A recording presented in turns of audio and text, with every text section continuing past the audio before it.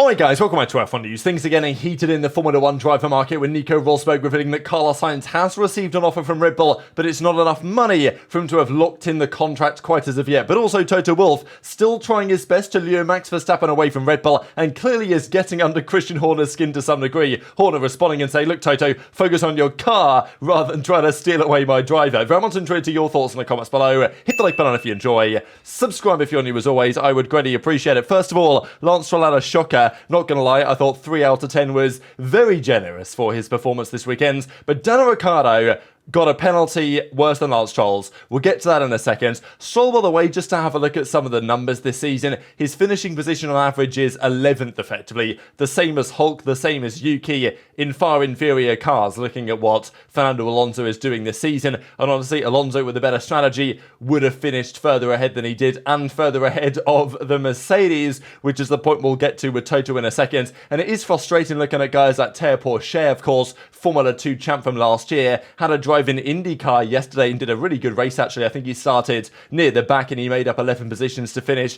just outside the top 10. I think he finished 11th in a race that Scott Dixon won at Long Beach in traditional Scott Dixon fashion, but it was very impressive on Pourchaire, so I wonder if we'll see that going forward. Just want to mention this a bit more IndyCar because there's rumours that Mick Schumacher next year, as he is, well, he was a Prema driver in the Junior Formula Series. Prema are going into IndyCar next season. There's rumours that, Mick Schumacher may end up in IndyCar. Maybe the same for Pourchaire. Of course, Romain Grosjean now races over there, as do multiple other excellent drivers that have sometimes been around the Formula Series at some point. But Danny Ric, he has, and this occurred after I recorded yesterday's video, just after I uploaded it actually, I saw this was true, that he's got a 3-place penalty for Miami. So, okay, let me just try and explain what exactly is going on here, right? Because he was shunted out of the race effectively by Lance Stroll. So, as a result, he obviously was shunted forwards and Hülkenberg overtook him and then he re-overtook Hülkenberg. But I guess technically, because he was, shunted and then had been involved in an incident, he didn't necessarily deserve that place back. So he went for the move, RB seemingly kind of said, yeah, sure, go for it. And that was, of course, a safety car infringement. So Lance Stroll got a 10-second penalty and I think 2 points on his license or something. Danny Ric got a 3 points on his license possibly for this and a 3-place pen in Miami, right? Because his race, it just feels so unfair because his race was over anyway, because he'd been taken out by Stroll, and okay, sure, he did manage to take the restart, but the car was damaged and he was forced to retire, unfortunately. So as a result, his penalty is then applied for the next race with a grid drop, despite the fact that Lance Stroll caused this whole thing, and it just, maybe by the rules this is fair, and maybe it is, but it just feels, wrong and bad for Danny Ric. So again, the stewarding decisions called into question here, but it makes it tough for Ricciardo because he finally had a good weekend with respect to Tsunoda. Yuki was out of the race as well after getting spun around by Magnussen, which was also not his fault, and within the space of about 3 or 4 corners, we saw both RBs just taken out of the Grand Prix. And next race in Miami, where Ricciardo will of course be looking to continue this, good weekends in terms of trajectory with respect to Yuki, is not going to have the easiest time doing so. So that's pretty unlucky. One update as well I wanted to give you guys on this. If you guys didn't see it, I mentioned yesterday rumours that F1's point system is about to be changed from the current system up to allowing 12 drivers to get points rather than just 10. So there's arguments on both sides of this. I think I would be in favour of it. I did see one argument though that I hadn't actually seen discussed before until Joe Sauer just mentioned it here on Twitter. The FIA would like it, and this is maybe one of the reasons why it's being proposed. I actually didn't think of this, but to enter into the sport, the teams have to pay money to the FIA, the governing body. The amount they pay is dependent on the amount of points they accrued in the previous season. So maybe this is like a tactic from the FIA to make more money. And actually, Joe says they need the money. The FIA, doesn't have incredibly deep pockets right now. So maybe this is actually a tactic to say, right, well, if we give out this many points, which is more than we usually give out, then we can make more money based on the entry fees. And Joe says, yeah, no one else is showing much interest in the idea. Not sure I see it that way based on the comments that I've heard, because Fred Vasseur actually said this: I'm in favour of it, I'm not against it, and coming from Alfa Romeo, I perfectly understand that sometimes you've got a mega weekend on your hands, but it's frustrating that if nobody DNFs in front of you, you're P11, you get no points, which I think is probably fair, right? It's like, teams can have great weekends, finish P11, P12, but it's like they have the 6th best car, and that's all they can reasonably do unless there's DNFs or crashes or, strategic drama happens with safety cars that cause, some chaos. Maybe it does make sense to give more points. So Fred Vasseur is kind of saying, yep, I'll vote for it, as in Ferrari will vote for it, and presumably you'd think that every team from 6th and below would vote for it. I believe they need 6 of the teams out of the 10 to agree. I think they only need a majority for this to happen and to go through. So if Ferrari are basically saying, yeah, we support it, you've got to think that, Haas are going to support it because it gives them more chance to get points. Same with Williams, same with Sauber, same with, RB, and probably the same with Alpine. So I don't know, maybe one of those teams will oppose it and it won't get to the majority, but I feel like it's reasonably likely this goes through at this point, and probably is a good idea. But I know that the community is actually quite split on this one. Speaking of Ferrari, Fred Vasseur was commenting on what was a very underwhelming weekend. Obviously, Red Bull were going to dominate at China. I think that nobody really expected otherwise. But I did think that Ferrari would again be their closest competitor. It was a track that didn't look bad for Ferrari, and also a circuit which has high tyre degradation. And those have been the tracks so far that Ferrari have done well on, because with high tyre deg, Ferrari can actually utilise their, can you believe it, tyre degradation advantage. The problem is, when your tyre deg is very good, the counter argument is that your tyre warm-up and getting the tyres into the right window can become a bit of a challenge. This was the case with the Ferrari in previous seasons. Sure, they switched the tyres on like lightning in qualifying and Leclerc can put in a pole lap, but then the race happens, give it 4 or 5 laps and his tyres are cooked. Same with Haas last year. This year, and even to be honest, by comparison, the Red Bull of last year was a monster in the race, but getting the tyres warmed up at the start of a qualifying lap was a challenge, and that's one of the reasons why Max wasn't sticking it on pole every week like he is today. Whereas, there's always a trade-off, I suppose. And ideally, you have great tyre deg and you can actually get the tyres in the right position. But especially on the harder compound tyre, Ferrari are really struggling to get the tyres even warmed up. That's on a circuit that's pretty harsh on the tyres. So there's still a lot to learn for Ferrari here, that especially on the hard, they were spending a lot of time even trying to heat up the tyres, a critical problem that cost them much time during the Grand Prix. So this also might well be a setup related thing, and they did only have 1 hour of free practice on the Friday. And of course they had a chance to change their setup after the sprint race on Saturday, going into main quality in the main race, but obviously they didn't change enough or anything at all to actually resolve the situation. So something to be said about that.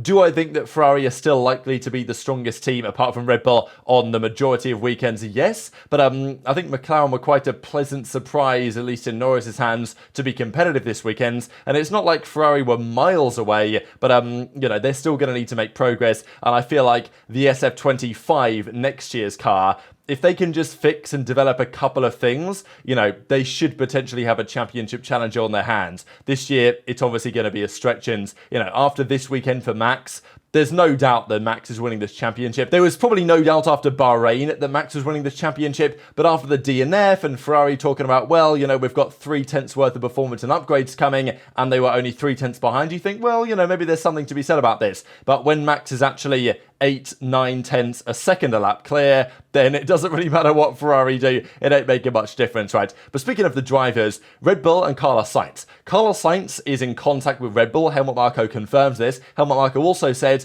Sainz has a mega lucrative 3-year arrangement contract negotiation with Audi, but he doesn't really want to go there. And the general feeling is that Audi, they're not looking great. There was even talk that they weren't even going to bother with the Formula 1 project. You know that if you join them now, you're going to have a tough year next year with Kick Sauber or whatever. The year after that, the general feeling is that they're not going to come out the gate swinging, Audi. That is the feeling in the paddock. So I'm not sure Sainz is so keen.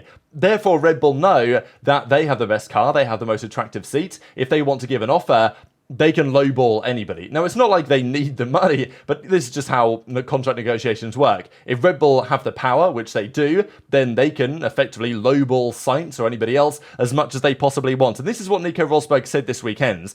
Now, I will just quickly mention, Nico Rosberg last year, you guys might remember, said that he'd heard that Lando Norris was on the move. presumably to Red Bull. And even again this weekend, Helmut Marko said, well, Norris, another great performance, but he still hasn't won a race. If he comes to our team, then he'll win a race a lot quicker than that. So, clearly Red Bull wants Norris, and they have done for a long time. But Norris has said, no, I'd prefer to stay at McLaren. And, well, we've debated the merits of that decision many times before on the channel. But Rosberg kind of implied that Norris was on the move last year, and he didn't, did he? He re-signed the contract. So maybe take Rosberg's words with a bit of a grain of salt. But this is what Rosberg said. Sainz's camper trying to get a couple more million out of Red Bull before any agreement is reached. You know that they have an offer out to Sainz, and I saw Danny Sainz speaking to Christian Horner yesterday because Horner has apparently been a bit stingy on the offer, so they're trying to get a couple more million out of him. And Horner also didn't deny the fact that they were at least considering Sainz. He did say that what Helmut Marko said was speculation, but he did also say that, yeah, well, obviously Sainz is going to be targeting our seat,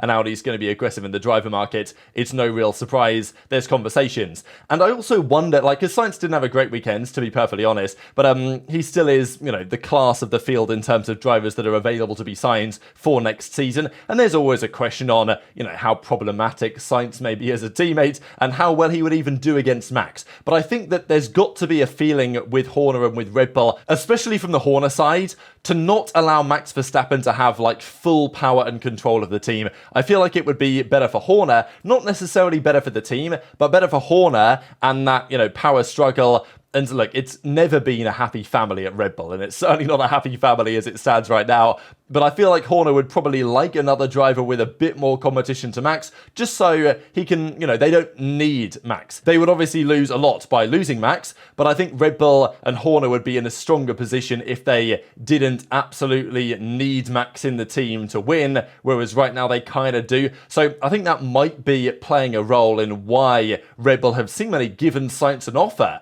but it might not be good enough for Sainz's liking quite yet.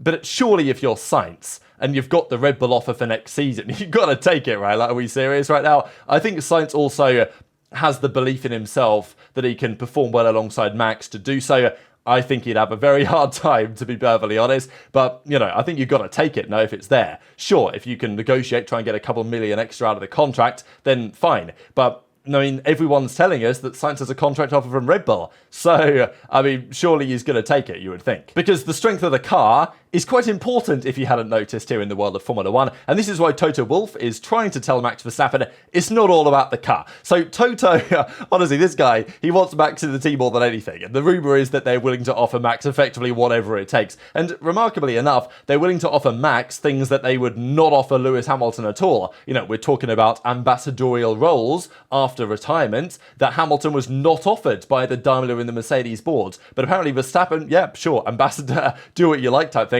And of course, Ferrari were the ones that came along and gave Hamilton what he wanted. No-brainer for Lewis, I think, to make the decision he's made. And obviously their car's way better now, and they're looking on a much better trajectory as well. So Toto is trying to big up their car as much as he can, and he can't really do much with it. And he's also trying to say that, well, only simple minds focus solely on performance, and there are other factors in play. So Toto said the following, because there's no secret that he wants Max Verstappen to leave Red Bull to their team. Who wouldn't? And it's also no secret that Max leaving Red Bull isn't impossible. It's, Helmut Marko may leave, he may be fired, he may be kicked out by Horner when the revenge for whatever's happened over the last couple of months officially starts to come through.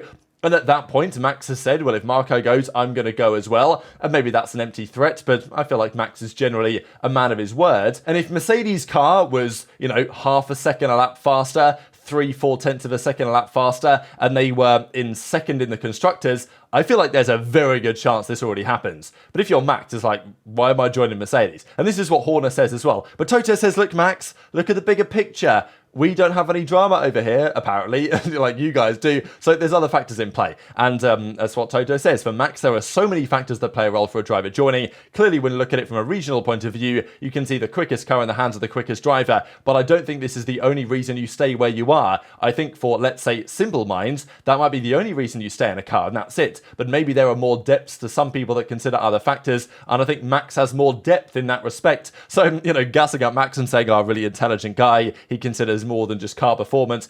And there is more to consider than just car performance. Of course, there's the longer term piece. What does it look like in 2026? The Mercedes engine project for 2026, them trying to hire new engineers, the possibility of Newey, or maybe Washe leaving Red Bull over the next couple of years. You look at trajectory, you probably think Red Bull right now, they've got to be the best they're ever going to be, you would think at this moment. So theoretically, other teams will only get stronger and Red Bull will probably only get weaker over the next couple of years with respect to each other. That tends to be how the cycles in sports go, and there are other reasons such as the internal politics why Max may not want to be there. But Mercedes surely need to offer a far more compelling prospect than a team that is just perennially sliding back down the grid. So Horner actually decided, you know what, I'm going to clap back at Toto for this. And I don't blame him for doing so. It's funny, right? Because Lewis and Max, they obviously had their beef and their drama, certainly on track in 2021. But off the track, they seem to get along perfectly well. They're generally pretty chummy in interviews and stuff like this. But Horner and Toto,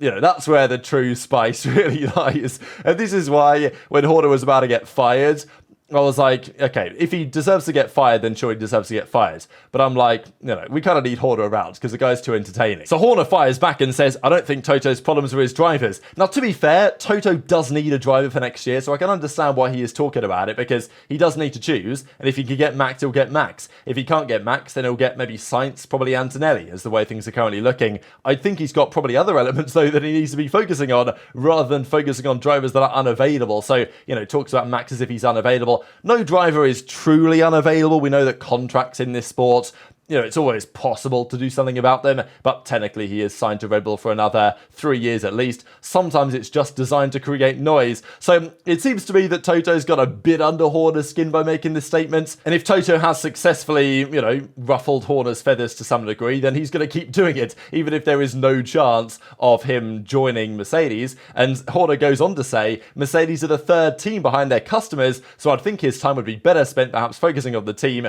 rather than the driver market. So, I think fair enough from Horner on this one, but also I do wonder whether Horner is, somewhat concerned about Verstappen leaving. Would he make this comment if he was absolutely 100% convinced that Verstappen was going to stay? Maybe, but also possibly not. But it's just exceedingly difficult to find an appropriate destination right now for Verstappen, given the situation at Mercedes, because, they're slumping bad. They've got an upgrade package in Miami that apparently looks like a good step, but I don't believe anything Toto says anymore, because I didn't really believe anything he said anyway last season after what was said and not delivered on during 2022. And now I feel like a lot of what he says, he's kind of trying to talk to Max. And he said, look, Max, we're making a good step. Can you sign the contract now, please? That ain't going to happen, probably. He also commented on Hamilton, and there's an interesting dynamic here between Wolff and Hamilton, I'm not going to lie, because Lewis is leaving, of course, to Ferrari. Toto isn't happy about it. And even this weekend, when Hamilton made the changes to the car, Hamilton actually talked about the fact that he had, so much understeer in the car that he thought that he'd been tapped and had damage. Like, the car was that bad. Never had so much understeer in my life. But Lewis took the blame and he said, okay, I shouldn't have made the setup changes that I did after the sprint race going into qualifying. He thought that it would improve the car and it didn't. And Toto said, yeah, Hamilton shouldn't be messing around. That's basically what he said. And should just, drive the car as it was. Which is, it's a mentality that you might understand, but also it's a mentality of someone who knows their car ain't good enough to win and wants to consolidate points. Whereas Hamilton seemingly is still trying to find something, and Toto says, yeah, Lewis is in a surprisingly good mood since the start of the season. I don't know if it's because he's going elsewhere next year, but it's not like him. Basically, not like him to be so happy with a poor performance. But I think you can totally understand why Lewis might be, I think he's just having a good time. He knows that he's not fighting for the championship. He knows that even podiums are going to be a massive stretch this season on the performance of the car. So, yeah, just vibe out, have a good time, make some nice overtakes, and then, jump to the Scuderia next season. But that wasn't the full quote. There was a full quote here from Toto, which is, somewhat more nuanced. He's a true professional. I know very well in lots of sports, there are lots of ups and downs. They say it's important to bounce back. The reality is right now, we're often mentally beaten down. We want to do better, but it can be tough because we don't meet our expectations. So kind of explaining maybe why Hamilton feels the way that he does. But Mercedes definitely in a down patch at the moment, and it doesn't necessarily seem like it's going to get any better anytime soon. And also from the Red Bull perspective, if you are Max Verstappen, why would you leave a team that's doing this? Because it's not just like Red Bull have the fastest car and the best strategy, they also have the best operations by a mile. I mean, these are the fastest pit stops of the season so far, and 10th place is when you find a team that isn't called Red Bull. So, yeah, what can you even say anymore? But very much interested your thoughts on all this stuff in the comment section below. Hit the like button if you enjoyed, subscribe if you're new, take care, and I'll see you next time.